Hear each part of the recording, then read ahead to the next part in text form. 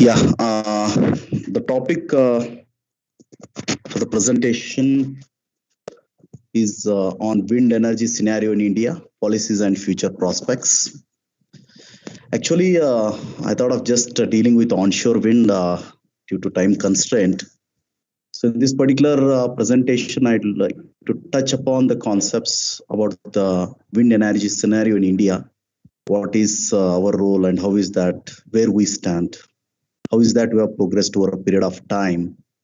And how is that we have promoted the things in when it comes to renewable energy resources or renewable energy sources. So I'm Dr. Santosh Kumar. Already organizers have introduced me. I'm a professor in the School of Electrical and Electronics Engineering, Reva University, Bengaluru. And the presentation shall touch few concepts of this sort. These are the contents of my presentation. So the details related to wind.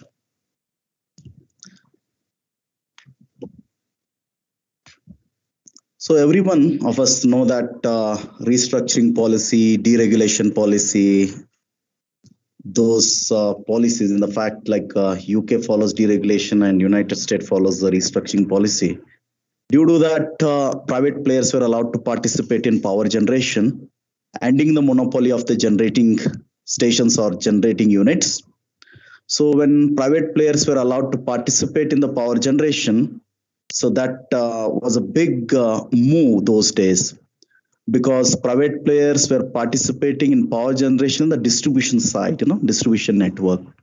So what used to happen, they used to connect these small dispersed generation systems or distributed energy resources or the distributed generators as such. So this led to one component, that was customer, which was left in the conventional power grid. So in the conventional power grid, we used to have generation, transmission, distribution, and customer has kept at minimum. No one is bothered about customer all those years. So when restructuring policy was drafted by IEEE and this deregulation policy drafted in UK, they thought of just going ahead with this concept of making the things better by considering the customer into account. So consumers or customers were given a priority. Top priority was given to the consumers and customers. Debashri Devdatta Behera, please mute it. Mute your audio. So what happened is like we used to, when restructuring happened and when they started to consider the customer was also a part of the power system, that is smart grid. So generation, transmission, distribution followed by customer became an inseparable part of the power system, integrated and inseparable. So he started to contribute in the grid requirements, demand response, demand side management. So if you look at this is a slide which is presenting the smart grid related things. So in smart grid, you have all these things associated. On the top, you can see that there are conventional power plants, nuclear, thermal, right? Then on the clockwise, if you come, consumers, there may be industrial customers or consumers, residential consumers, commercial consumers, or commercial loads, industrial loads, residential loads.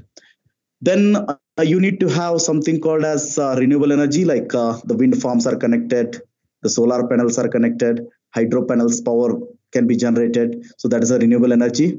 And just you move towards in a clockwise direction, you can see that EVs are being connected to the grid. Then you'll come across a microgrid.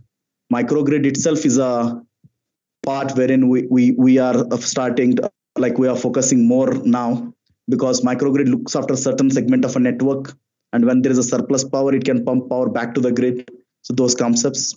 So if you look at this particular diagram, you'll come across many technologies here. So there is a communication technology associated. Information and communication technology is a part of this particular smart grid. Then we are dealing with something called as the energy storage. Another prominent speaker from MNID Jaipur will be delivering a talk on energy storage tomorrow. Then there is a concept of energy security. People are working on this energy security.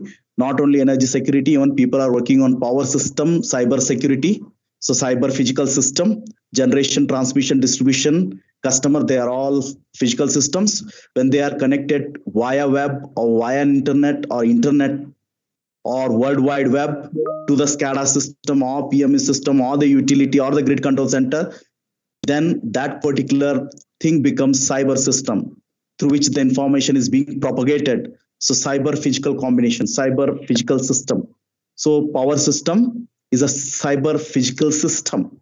So there is a security issue associated with that power system also when it comes to CPS, cyber physical systems. So this is a part of smart grid. Definitely greenhouse gas reduction. Yes, that's our responsibility. We have to reduce the carbon emissions. So carbon emissions have to be reduced. Carbon footprints have to be reduced. So we need to see that we approach something called as net zero. So this is basic concept of smart grid. Now, technologies for rural electrification. Usually I take up this slide in my presentation and it is directly taken from Professor BG Fernandez, now heading the Department of Electrical Engineering at IIT Bombay. I take this slide just to showcase like how the technologies work for rural electrification.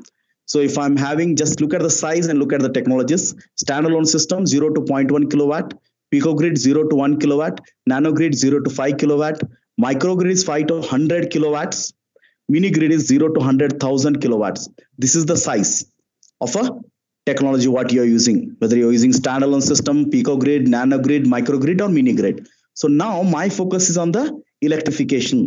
I want to bring in this wind into the rural electrification, or if I want to use it for rural electrification technologies, this will be there. So you need to understand what are sizes, what are the standards associated, what are the capabilities, what are the complexities associated with that. So you should know what is the difference between a standalone system, picogrid and a nanogrid, microgrid and a mini grid. So these are all important basics. If you are a student, if you are a researcher, or you are established researcher, these parameters are important and these particular things are important to note. So this was related to the technology associated with the rural electrification. Now, as we know, there is a nanogrid, typical nanogrid. So there is a nanogrid distribution system. Zone 1 room. Another room is zone 2. There is a PE interface if you are connecting it to distribution grid. Else, if you are just charging it through a battery, nothing to worry.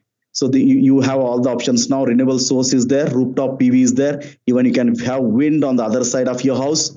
On the either side, like outside, or maybe on the, if your system, like if your house supports that particular wind installation, fine, you can install it, a small scale wind turbine. So this is how the typical nanogrid looks like. So room wise, there is a nanogrid distribution bus. Then if you want to just see how to progress from nanogrid to smart grid, nanogrids interlinking, everyone interconnected, virtual power source, all nanogrids will make a microgrid. All microgrids put together, if they connect, make the grid, that becomes a power grid, smart grid. Then you can have an interaction with the substation and all. So nanogrid to this particular VPS to the substation. This is community-based solution. So people are working on community microgrid nowadays, modeling, optimization of community microgrid, considering PV, wind and all. So this is one among that aspect. So now coming to the main focus of our presentation, that is on the concepts of wind energy. So wind energy, we know it is freely available in nature. It generates electricity through wind by using the kinetic energy produced by the effect of air currents. Basically, we want to focus on wind in order to preserve the environment. It reduces the carbon emissions. To what extent, that I will be quoting next. Just you need to understand one thing. By this time, by now, worldwide capacity of wind energy is 743 gigawatt. It is very recent statistics which I have brought to you, which I'm presenting here. 743 gigawatts of wind power capacity worldwide.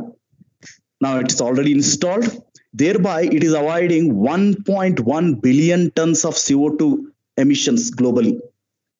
1.1 billion tons of CO2 emissions globally. It is equivalent to annual carbon emissions of South America. So we can understand this. It is reducing the carbon emissions. So one country, for example, if it is if it is South America, all annual carbon emissions of that particular South America is as good as this. So 743 gigawatts wind has been already installed. It is avoiding 1.1 billion tons of CO2 globally. So this is what is important, why we need to go for wind energy.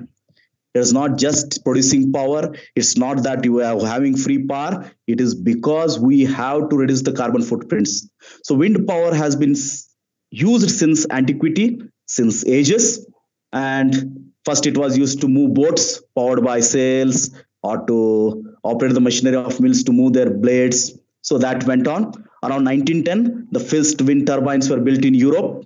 In 1986, development of wind power in India began with first wind farm being set up in coastal areas of Maharashtra, Gujarat, and Tamil Nadu with 55 kilowatts, and that was brought or that was first particularly developed by Vestas Wind Turbine. This is the first company which started operations in India, Vestas.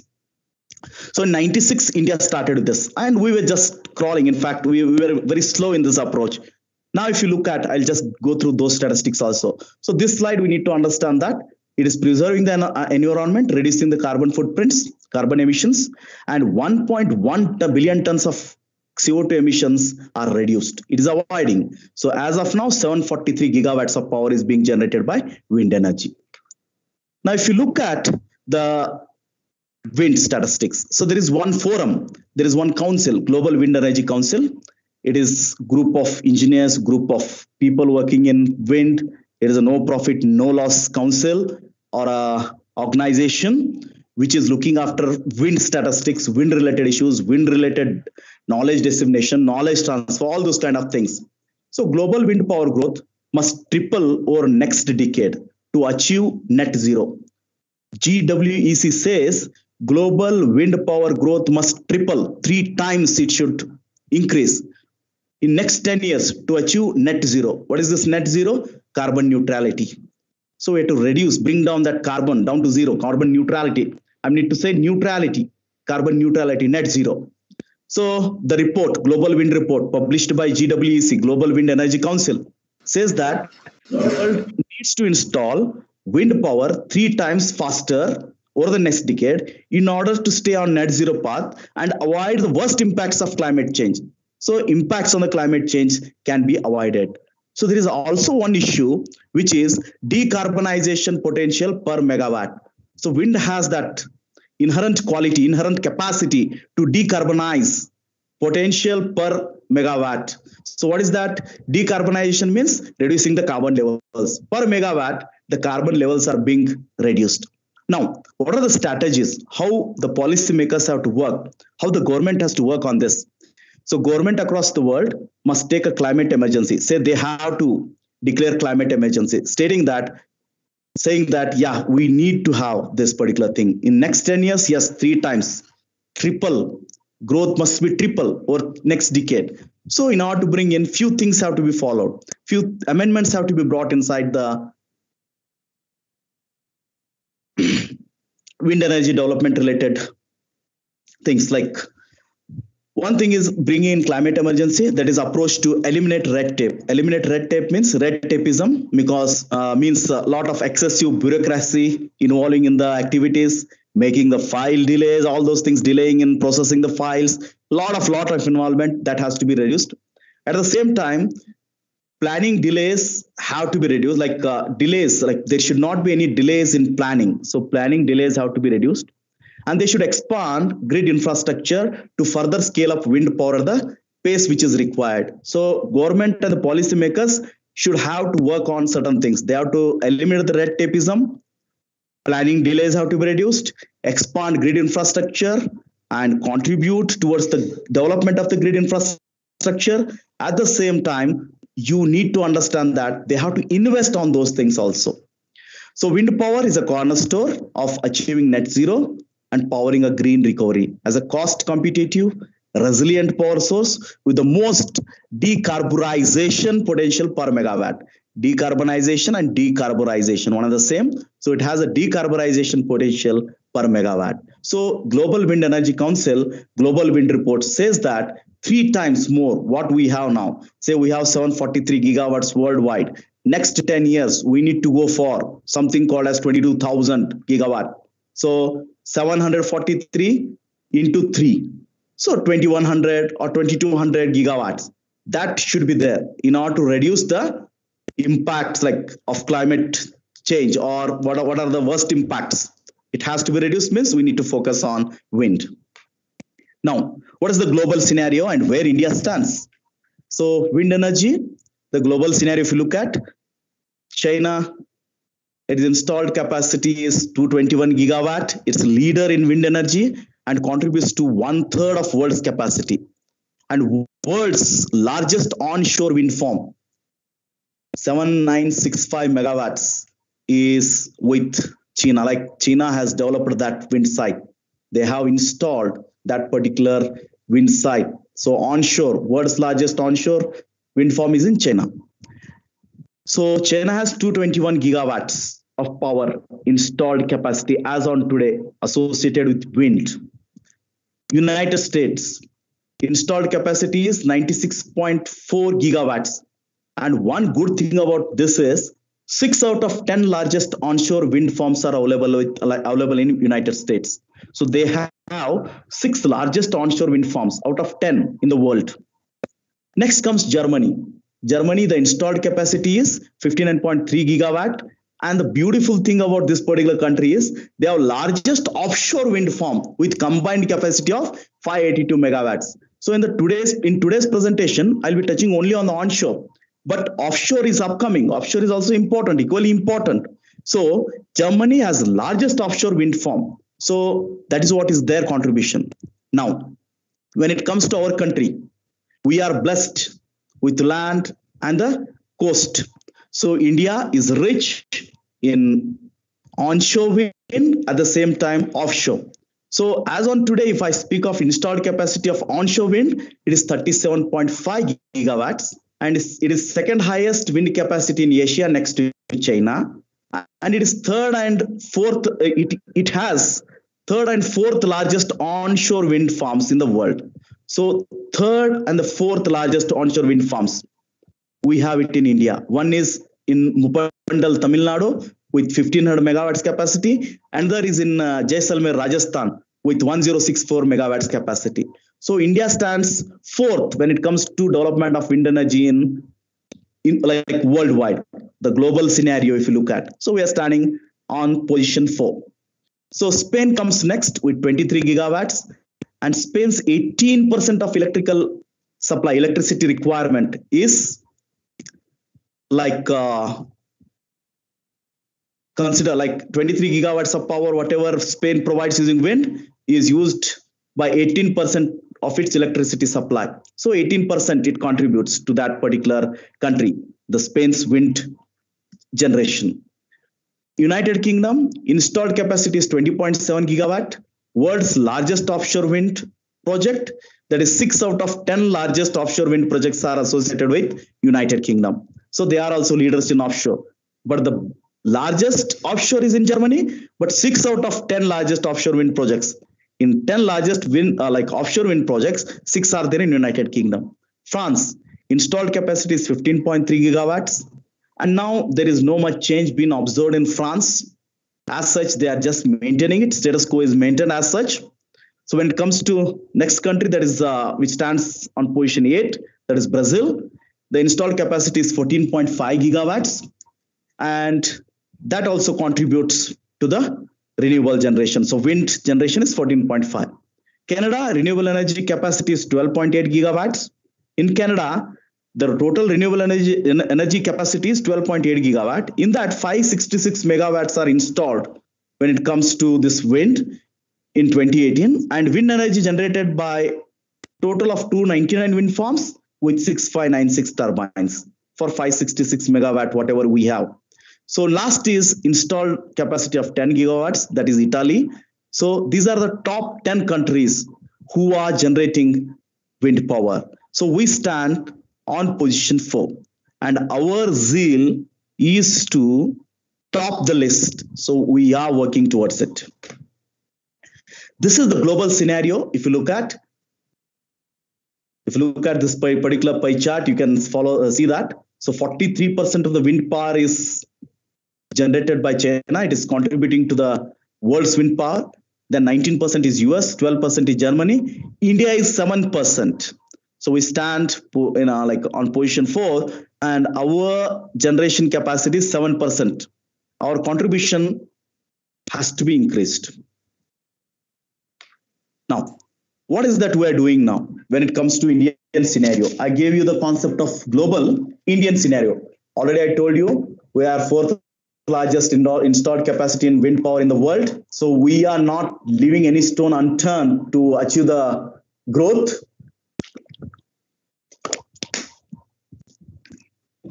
So India's wind energy sector is led by indigenous wind power industry and has shown consistent progress. So this wind power industry is showing consistent progress. One more thing which I'd like to bring to your notice, that if you are listening, what happens is when you get inside this wind energy statistics, 2020, even though it was a pandemic situation, so everything was disrupting. So disrupting situation, pandemic, everything. But still, worldwide wind installed capacity has increased. So that is one good thing which we have seen in the recent past, right? So India's wind energy scenario, it has literally improved. So energy sector, the expansion of wind industry has resulted in a strong ecosystem, project operation capabilities, and manufacturing base of about 10,000 megawatt per annum. So this is what is the manufacturing base. Installed capacity in the world with 35.6 gigawatt as on 31st March 2019. There may be some difference, 35, 36 and all. So it is in the range 35 to 37 gigawatts. So it's on 31st March 2019. And this statistics is taken from Ministry of Non-Renewable Energy, MNRE website. The report says that 35.6 gigawatts as on 31st March 2019. And after that, yes, pandemic and all those things were there. So some statistics related, if I've spoken on 36 or 37, it is in between 35 and 37 gigawatts. So recent study by NIWE Chennai, that is National Institute of Wind Energy, Chennai, has shown wind energy potential of 302 gigawatt at 100-meter hub height in India. So recent studies have been carried out by National Institute of Wind Energy, Chennai, and they have estimated, they have assessed, they have gone for wind speed potential assessment, and they have found that still 302 gigawatts of power can be generated, and they have estimated it at a height of 100 meter from the ground level. So 100-meter hub height in India. So that is what they have considered. So we need to understand that wind energy is prominent in India. That to 7 states are dominating. Those 7 states, I will get you the details. So now if you look at following major wind power plants, that is more than 50 megawatts if they are generating in India, this is the list. First, I told you, one is Mupandal wind farm, 1500 megawatts, followed by Jaisalmer. They are all, both are largest wind farms in India or wind parks in India. So second is Jaisalmer, that is 1064 megawatt, followed by Brahmanvel, Dalgaon wind farm. So you can see Tamil Nadu, Rajasthan, Maharashtra, Odisha, and in Chitradurga we have 56.1 megawatts of power plant, wind farm installed already. So these are the top 10 or following major, not top 10, these are the following major wind power plants in India as on today. So they are producing more than 50 megawatts. And this data, I could get it from MNRE New Delhi and NIWE Chennai. Now, if you look at the state-wise installed capacity of grid interactive renewable power source, this statistics is very recent and it was recorded on 28th of February 2021.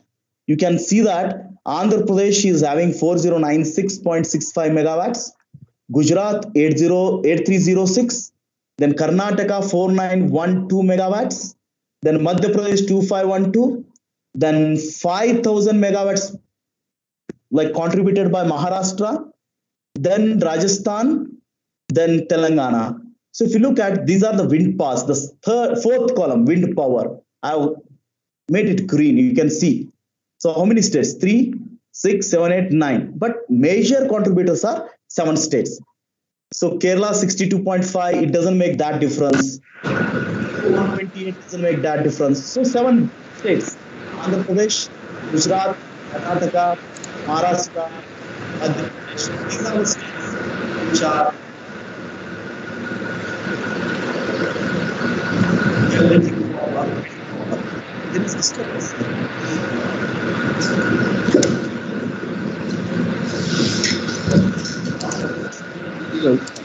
Ritesh, start the audio.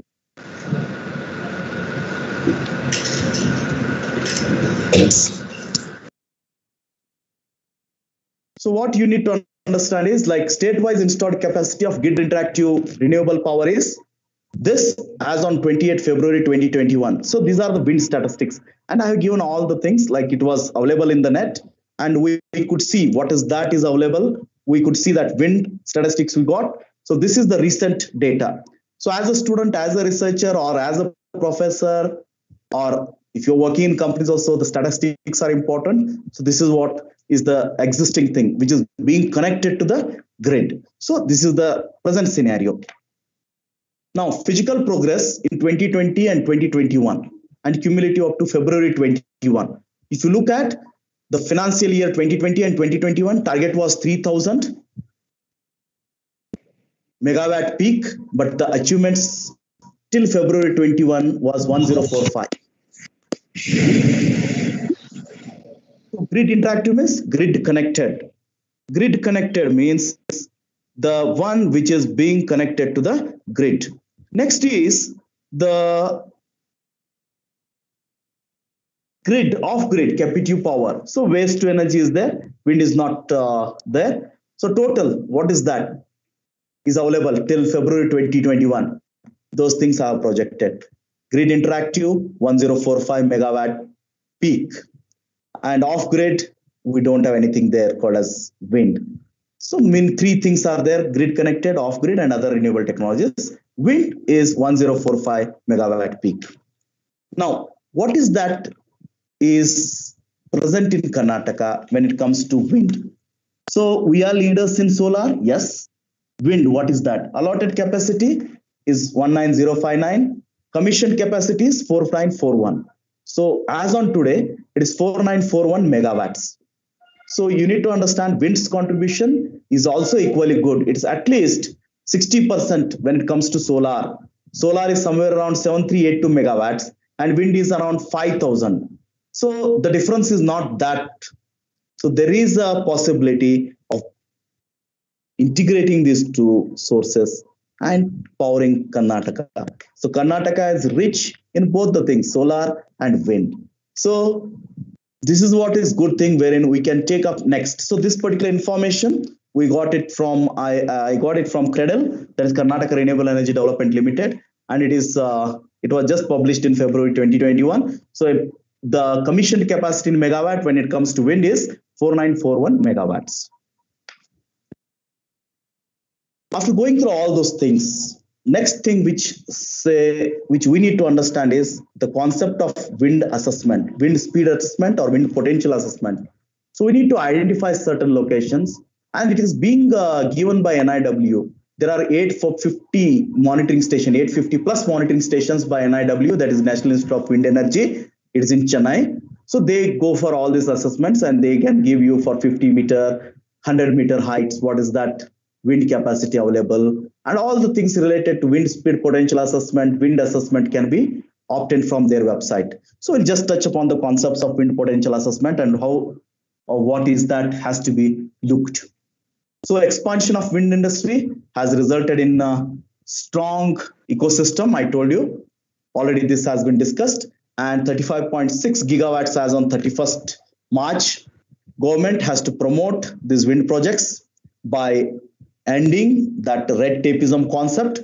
Red tapeism, lot of involvement of bureaucracy that has to be reduced, and policy making should be fast enough. And it has to see that the policymakers or government has to promote the wind power projects in entire country through power sector, like private sector investment.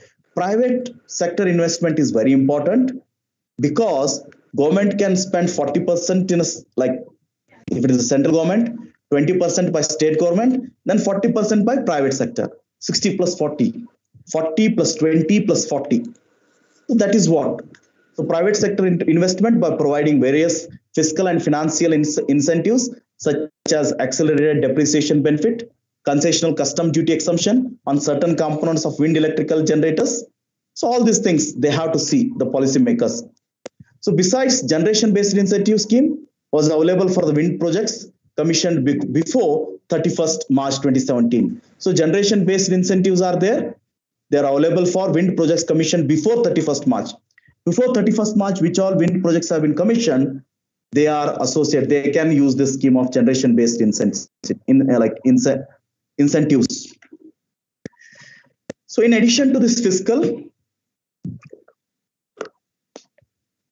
and other incentives, following steps have to be taken, that is promote installation of wind capacity in the country, technical support including wind resource assessment through NIWHNI, that is National Institute of Wind Energy. You have to support, like policymakers have to support, facilitate interstate sale of wind power. Say one state, Maharashtra, Karnataka, if they are having wind, you can sell it to non-wind state when power can be sold. So have that, bring in that amendment or facilitate interstate sale of wind power. The interstate sale or interstate transmission charges and losses have to be waived off and already have been waived off for wind and solar projects which are commissioned by March 2022. So commissioned by March 2022, the charges and the losses, transmission charges and the losses will be waived off. One more thing, always you can see that the main transmission lines are with government entities across the world. Gencos, Transcos, Discos. So Gencos are owned by government entities. Transcos are owned by government entities. Only the dispersed generators, small generating companies in the distribution networks are privately owned. So one thing we need to understand, in many countries and even in India, the transmission lines which are set up by this particular electricity utilities, like utility companies or maybe the transmission authorities, it is run by government entities, that's all. So what we need to do is we can use the same infrastructure. So we can go for power wheeling, like there is a concept of power pooling. You can pool the power or you can use the transmission to send that power through wheeling. So that is wheeling. So what you can do is transmission charges you can neglect. At the same time, I mean to say you can waive off. At the same time, the losses have to be waived off. What all losses they come across. So if that is there for wind and solar, people who are ready to contribute in terms of wind and solar will come forward. So guidelines have to be issued for tariff-based competitive bidding process through procurement of power from grid-connected wind power projects. And the objective to provide a framework for procurement of wind power through a transparent process of bidding includes standardization of the things, standardization of the process, and defining roles and responsibilities of various stakeholders. So standardization procedure, standardization process has to be brought inside the policy. So what happens is, I go for provide the guidelines for tariff-based competitive bidding, then provide the objective to provide a framework for procurement of wind power in order to have interstate sale of wind power. So all these things are motivating factors for wind power generation. Now 2020, as I said you, that was record year for global wind power industry, even though there was COVID-19 problem. So disruptions, thought of disrupting things, pandemic situation, still the global wind industry installed 93 gigawatts of new capacity in 2020. That's a record. 93 gigawatts of new capacity in 2020. A 53% year-on-year increase, showing strong resilience in the face of COVID-19. So the 743 gigawatts, what I said, it is including this 93 gigawatts in 2020. So it's a record year, even though the pandemic year, it's a record year for wind generation. World needs to be installing a minimum of 180 gigawatts of new wind energy every single year.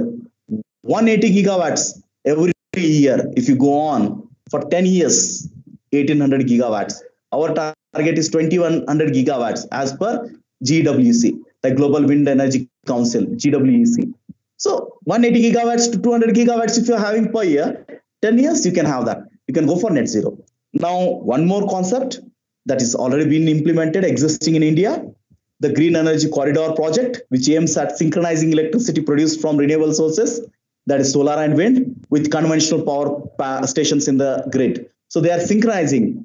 So I told you, right, the interstate wind power to be exchanged or to be taken, borrowed, or transferred. All those things can be done with this green energy corridor projects. So this, for evacuation of large-scale renewable energy system, intrastate transmission system, ISTS project was sanctioned by Ministry in 2015-16. It is being implemented by 8 renewable rich states. I told you 7, but some UTIs are also there. So 8 rich renewable energy states, that is Tamil Nadu, Rajasthan, Karnataka, Andhra Pradesh, Maharashtra, Gujarat, Himachal Pradesh, and Madhya Pradesh. These are all the states. So they are working on this particular interstate transmission system. So the project includes approximately 9,400 circuit kilometer transmission lines. This project is a recent project. It includes approximately 9,400 circuit kilometer transmission lines and substations of a total capacity of 19,000 MUA to be completed. Now, the total cost of the project is 10,141 crores, 40% Government of India share, 20% state utility, and 40% loan. So 40 plus 20 plus 40, that is what the project has to be completed. So interstate transmission system. So interstate transmission system as on 31st December 2019. So 2020, the data are not available once again due to the pandemic. If you look at the states, the lines target in circuit kilometer. From Tamil Nadu, if you look at 1068, the line constructed is 906 circuit kilometer. If you look at the statistics in Karnataka, line's target is 618 circuit kilometer. The achieved target is 445 circuit kilometer. So in Madhya Pradesh, it is 2773. The achieved is 2186. So total lines target is 9. Achieved as on as on 31st of December 2019 is 628 circuit kilometer. So interstate transmission system for this wind energy transfer, either power developed by solar or wind, have to be used. Like this particular ISTS will help that to be transferred. These are the lines: Ajmer, Chittorgarh to Chittorgarh, that is RVPN. Tirunelveli polling station to Tuticorin, Chittorgarh Ajmer, Banaskanta Chittorgarh, Bushful, Banaskanta, Ajmer, Bikaner Moga, all these things are there. If you look at the statistics, only one is not completed, that is Bikaner new to Moga PG. It is under construction, 601 kilometer, else others are being completed. So what is that if I have wind? So what is my takeaway? What is that I'll be taking away as a country? What is that benefit I'm going to get? What is takeaway? If you look at top 10 onshore wind markets for new capacity, we are looking in 2020. It is India with 1119 megawatts. Top 10 onshore wind markets for cumulative, additional if you are doing cumulative capacity, it is 38,625 megawatts for India. Okay, new capacity is 1,119 megawatt. But if you're adding and if you're working on, it is 38,625 megawatts. So this thing we need to understand. If you're going for new also, you have your own role to play. You have wind markets. If you are just appending, going for incremental changes, adding certain things, well and good. Global onshore wind power outlook. If you look at 2021 to 2025 by region, so Asia Pacific, all this India, all these countries, Asia Pacific, 38.5 gigawatts by 2021, 2022, 43.7, by 2025, it should be for 53.5 gigawatts. That's the target. So if you look at these statistics, you can see by 2021 end, the expectation is 676.3 gigawatt. And things have to just move on. but we want 180 gigawatts. That's the target. But Global Onshore Wind Power Outlook says that by region, these are the things which are achievable. Now, if I'm working on potential of wind energy, like if I'm working on wind potential energy assessment, so we know that wind is intermittent and it is site specific resource. And we know that to work on this intermittency, we need to have something called as the probabilistic things. So wind energy itself is probabilistic problem. Like we can define it as a probabilistic problem. So statistical features can be brought inside our design, our assessments. So extensive wind resource assessment is essential for the selection of potential sites. Yes, you have to have that. So government through National Institute of Wind Energy Chennai, it has installed 800 wind monitoring stations all over country and issued wind potential maps. They have issued the wind potential maps at 50 meters, 80 meters, and 100 meters above ground level. So NIW has taken care of that. They have 800 wind monitoring stations. If you want to have that, yes, go to them. Say that you want to have your own system. Fine, they'll give the statistics. So based on that, you can plan. So this is how. Even this is an upcoming thing. People can take up some kind of work on this. The recent assessment indicates a gross wind power potential of 302 100 above ground level, 100 meters above the ground level, 302 gigawatts of power can be extracted from the wind. That is the resource of onshore wind in India. So potential exists in 7 windy states. So we have already gone through that. Once again, we'll go through this. If you look at the slide, Gujarat, wind potential, the prediction is 8431 megawatts. Maharashtra, first is Gujarat, second is Karnataka, that is 55857 megawatts. Maharashtra stands on position 3, that is 45394 megawatts. Andhra Pradesh is 44, that is the fourth position, 44228, followed by Tamil Nadu and other states. So 7 states, if you look at, starting from Gujarat to Andhra Pradesh, they have got a lot of wind potential.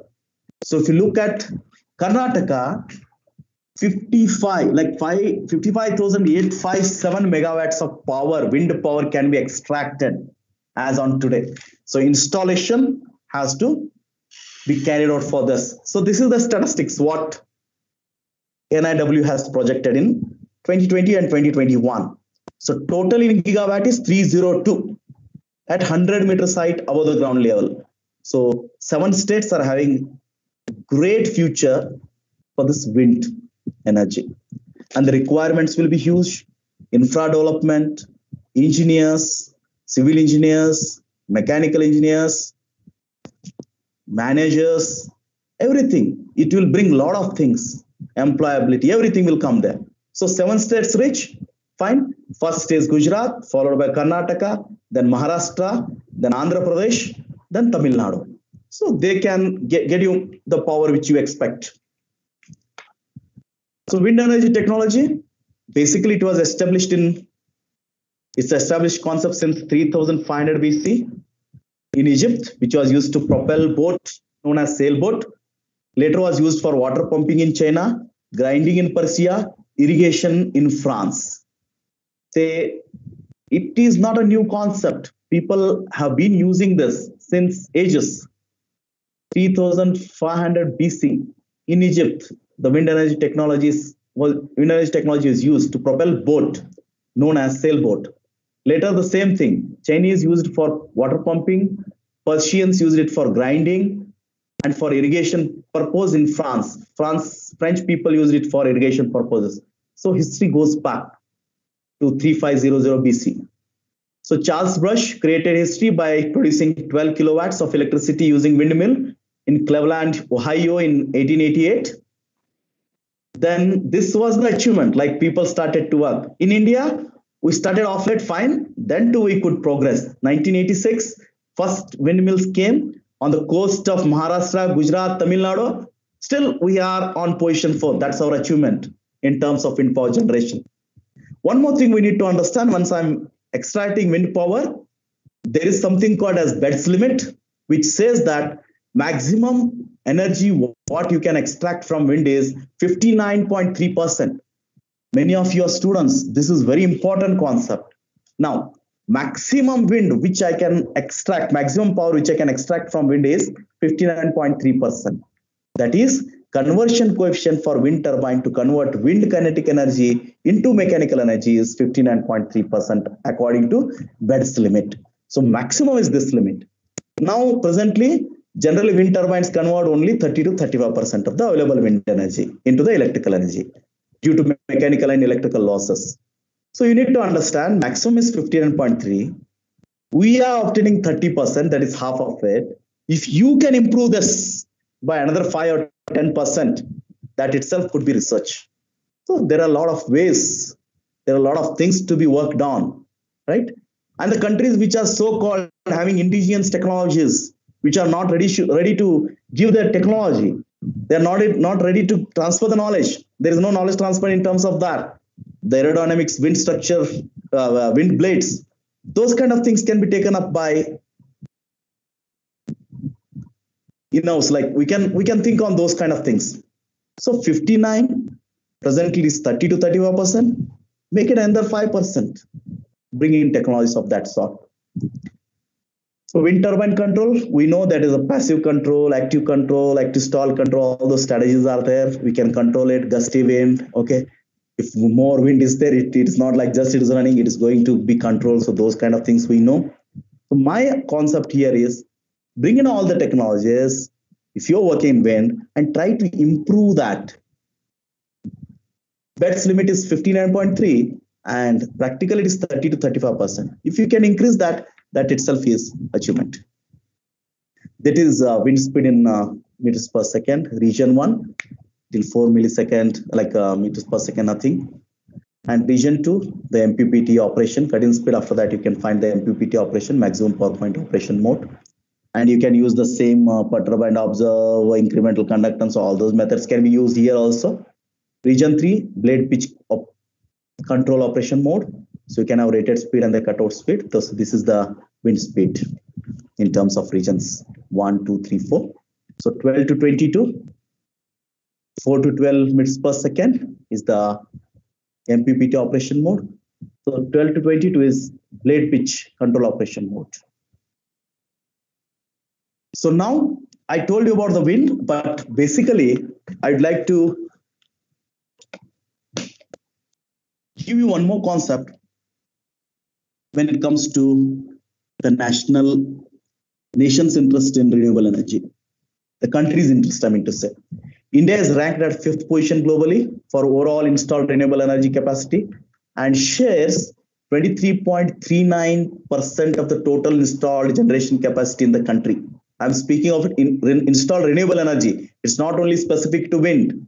I'm speaking of renewable energy. So we are ranked at 5th position globally.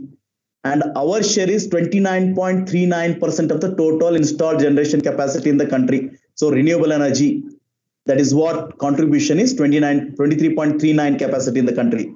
So we have 368.98 gigawatt up to end of February 2020. So till 2020, renewable energy contribution is 368.98 gigawatts. So we are ranked 5th position globally. What is our aim? What is our objective?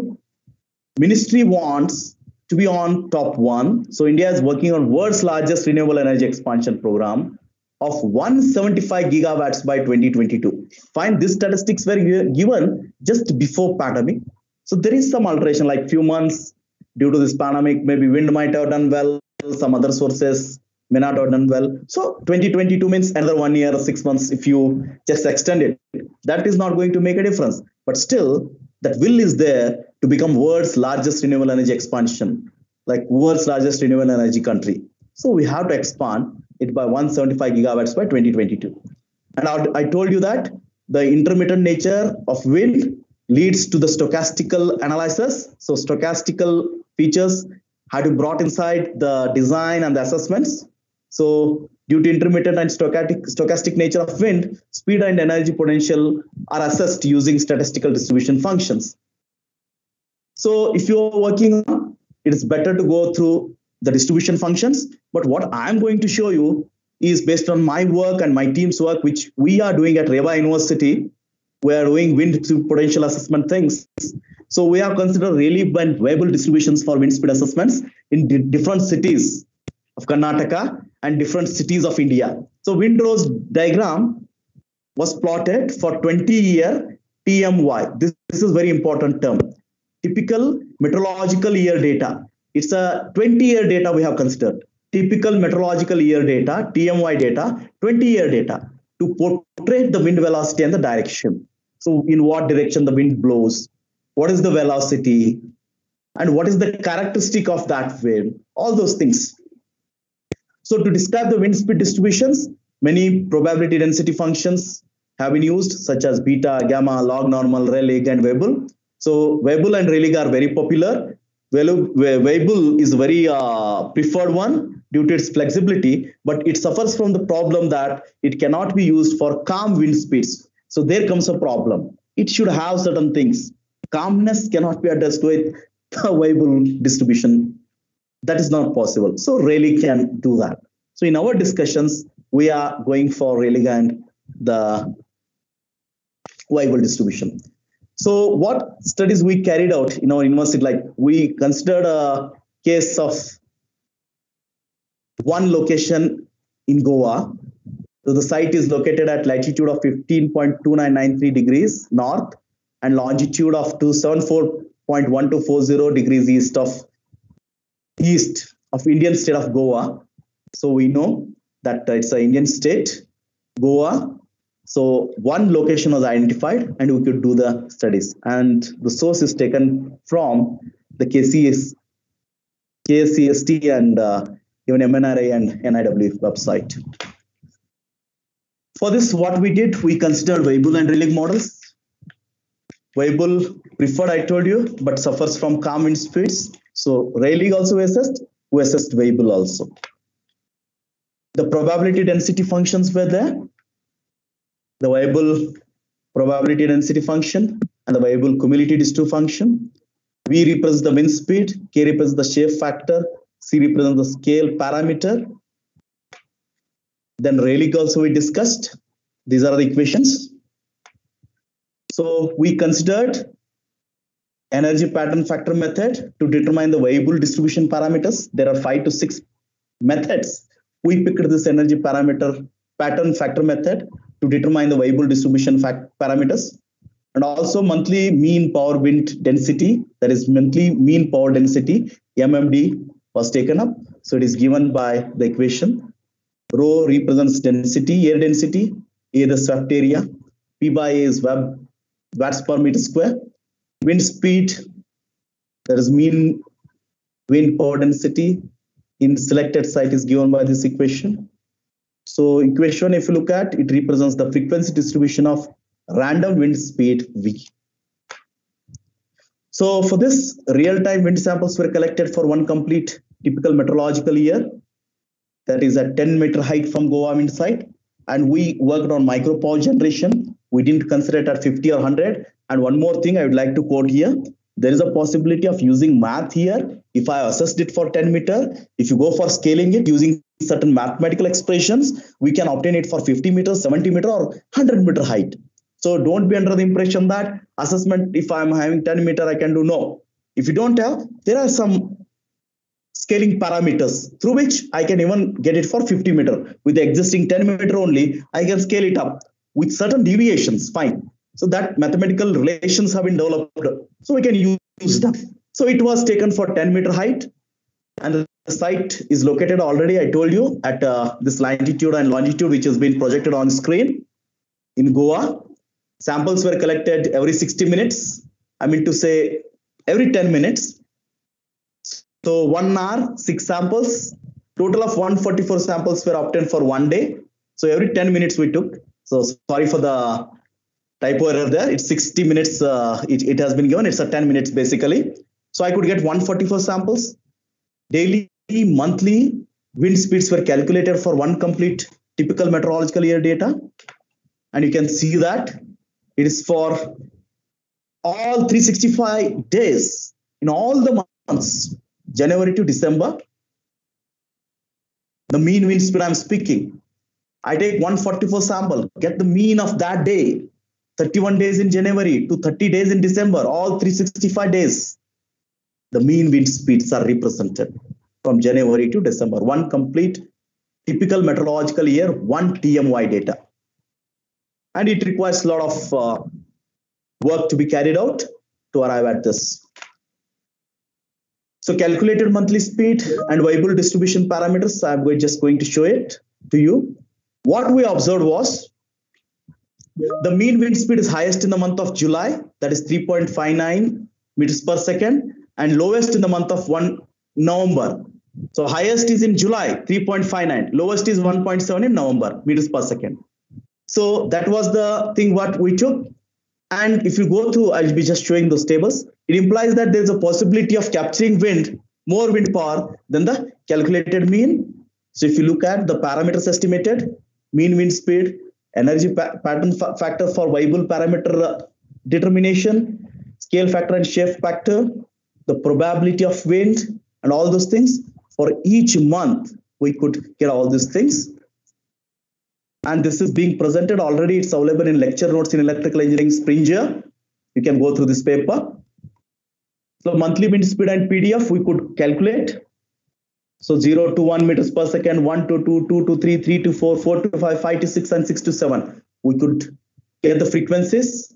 If you look at 3 to 4 meters per second, the frequency is 12 times.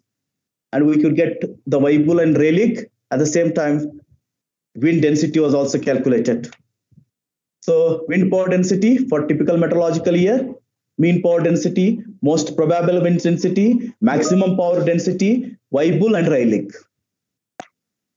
So these are the PDFs for Weibull and Rayleigh for one typical meteorological year. If you look at the mean for Rayleigh and the mean for Weibull, you can find out the difference. When you have tail on the right hand side of the distribution function, the mean is on the right side. That's a good sign. When the mean is on the right side, we can actually capture more wind. More power can be captured from that. If the mean of wind is increased, if the average wind speed is increased. So they are defined and discussed, like the diagrams itself depict that. You can go through this.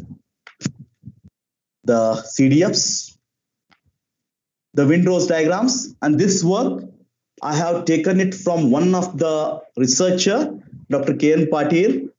He is also going to deliver a talk in our workshop, and he carried out it at IIT Delhi, Energy Systems Department, IIT Delhi. He could do studies and he could take TMY data, and he has done analysis for this windrows diagrams for Jodhpur. If you can look, the windrows, look at that. The wind blows in southwest, southeast, and the wind blows in west also. If you look at where and how, what is the direction and what is the velocity, you'll come to know. And what percentage of wind is blowing, if you want to trace it. So southeast, if you want to go through, the wind speed is more than 5 meters per second. And if you look at the ratio, that is the direction, that is southeast. So you have to install your windmill either in the southeast or on the west to extract more power, right? For Jodhpur site. New Delhi site, it's better, the figure itself shows, it's better to go for southeast. So southeast can be taken up to install windmill. So this is a windrows diagram. Kolkata, north. Deploy the windmills on the north. So this study is, once again, I'm telling you, it's a 20-year study, 20-year data, typical meteorological year. And based on that, this particular windrows diagrams are plotted. And this article is available in one of the journals, which is coming under ASME, that is American Society of Mechanical Engineers. That particular journal, this particular article has been presented. And I'd like to just say that this is a comprehensive work for all the cities in India. So Pune was taken, and the Pune, if you look at, east is the best possible thing, or southwest. East and southwest are the best things to deploy your wind mills or wind turbines. For Shillong, north, and for Chitradurga, which we carried out at Reva University, it is towards south and southwest. You can deploy there. And these are the windrows diagrams which are being projected. So what are the things like we have gone through all these things? The only thing is the wind speed can be assessed, potential can be assessed. You can bring in statistical distribution functions, Rayleigh and variable you can go for. You can speak on mean wind speed. You can go for wind density. What is the maximum power you can extract? All those things. And draw the windrows diagram that will completely give you the information about the wind aspects. Next thing is, if I plot this, it is very good for the people who are going to take it forward for possible future expansion, as India is very much eager to go ahead and they have that mindset to go beyond our expectations. 175 gigawatts per year renewable. Definitely with wind also, they will promote. So onshore, I'm speaking. Offshore, they have taken a very good step. I will be discussing in other forums. But as of now, onshore, yes, we have a lot of scope. So all these studies will help us for possible future expansion of the renewable sources, specifically the wind source. So what are the government schemes and policies? Let us just go through it. Government spends 60 million rupees for installing 1 megawatt of capacity of electricity generation. That is 60,000 rupees per kilowatt. So if I'm working on the concept made note for development of wind park, the suggestions from the government's end, it should have, if you are working on the development of wind park, if you come up with a proposal, if you go with a proposal to them, what does that expect? Background, the proposal, benefits, proposed sites for wind park, capacity, role of state government, park developer, responsibilities of park developer, scope of DPR, central financial assistance, financial model, power purchase agreement. This is very important. Transmission and evacuation of power. So interstate transmission system, fine. 13th can be addressed.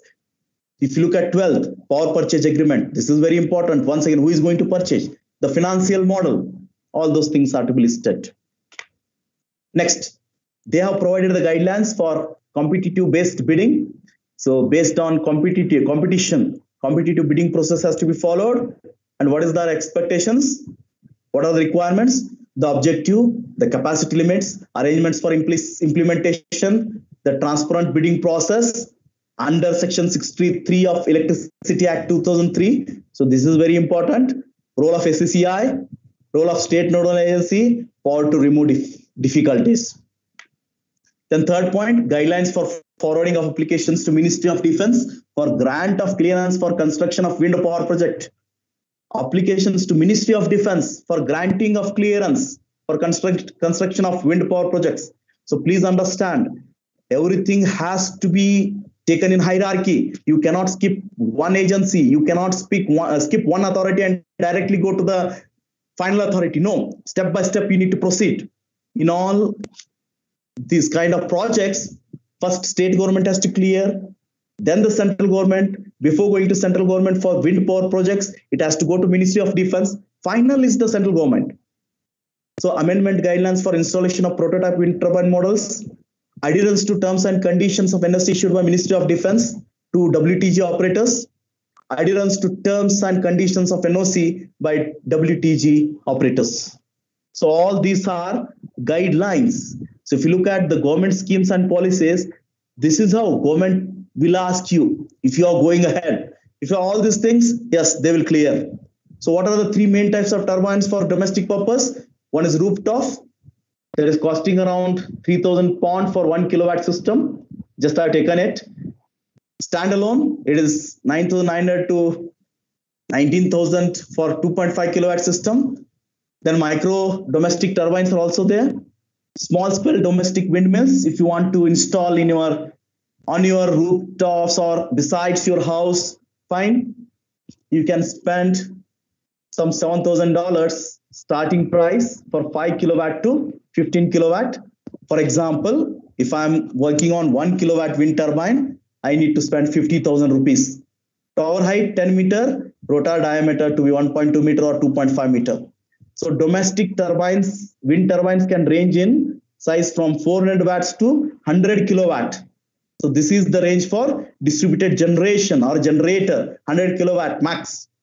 So 400 watts to 100 kilowatt, which will meet the requirements. A 1.5 kilowatt wind turbine with an average speed of 14 meters per hour would be sufficient to meet the needs of home requiring 3,000 kilowatt hour per month. So if you are working on if your requirement is 3,000 kilowatt hour, so what is that you will be doing? If you have 1.5 kilowatt wind turbine at 14 meters per hour, 14 mph, it will be sufficient for 3,000 kilowatt hour. So 1.5 kilowatt wind turbine is sufficient. So these are the references. If you have any questions, you can just put it in the comment box. And I would like to thank organizers for giving the opportunity to present my topic on wind energy scenario in India, policy and future prospects. Thank you.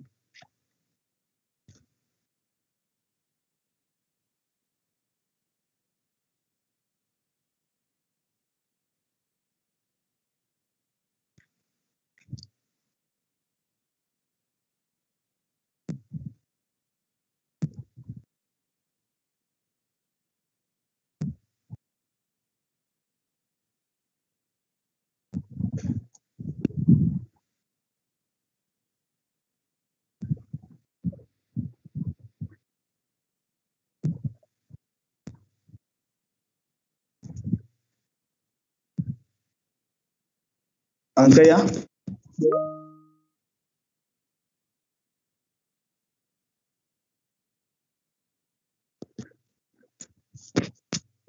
Please.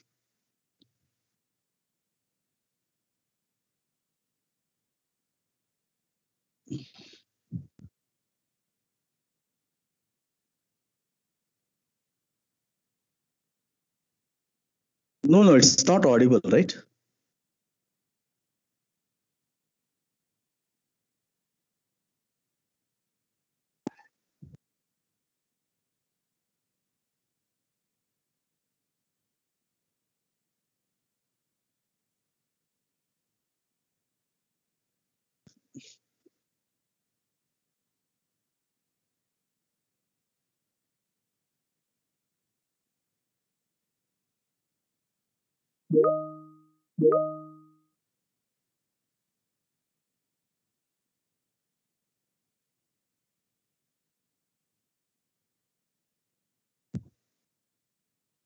Sir, question from the participant.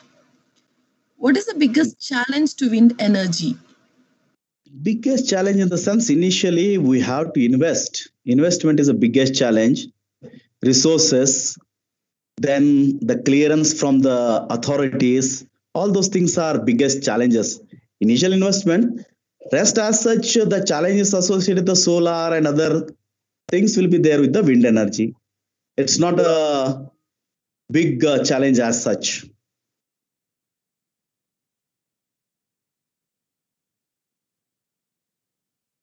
Yeah, thank you, sir. One more question.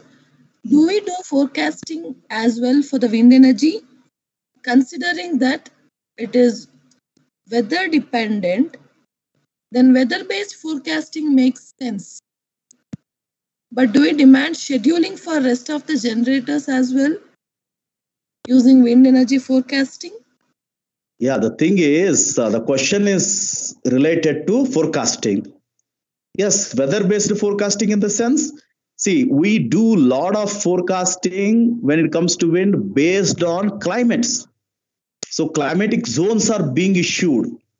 There is a Köppen climate classification. Based on that, different climatic zones are there. You do the assessment.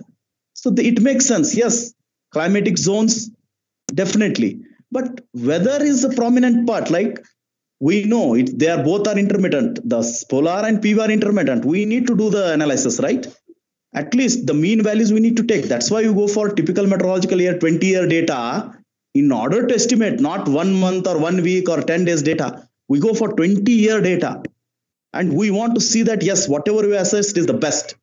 And the question extension of that is, do we do demand scheduling? Do we do demand scheduling for rest of the generators as well as using wind energy forecasting? See, demand scheduling and all, that's the demand side management, and you can go ahead with it. Wind energy forecasting, before installing, is it necessary to install it? Whether in like my investments are paying me back whatever I have invested, and whether it is really needed. To test that, we need to go for forecasting. Other things will be taken care: scheduling, demand side management, then load dispatching, unit commitment, and all. So those things will be there. Yeah, next.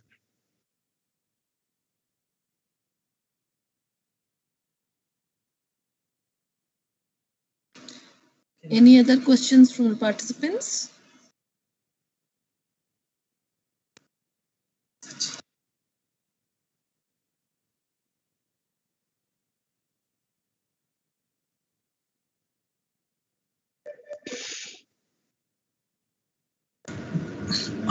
Okay, you can post.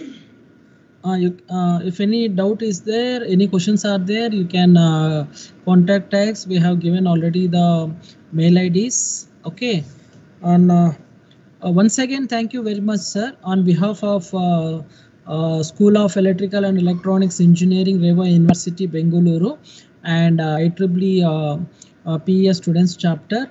Whatever the content you have delivered, it is very valid and very useful to all the particular researchers, upcoming researchers, and whatever the statistics you have given through from reputed organizations, and it is very useful to all the research scholars, those who are working in the particular this topic.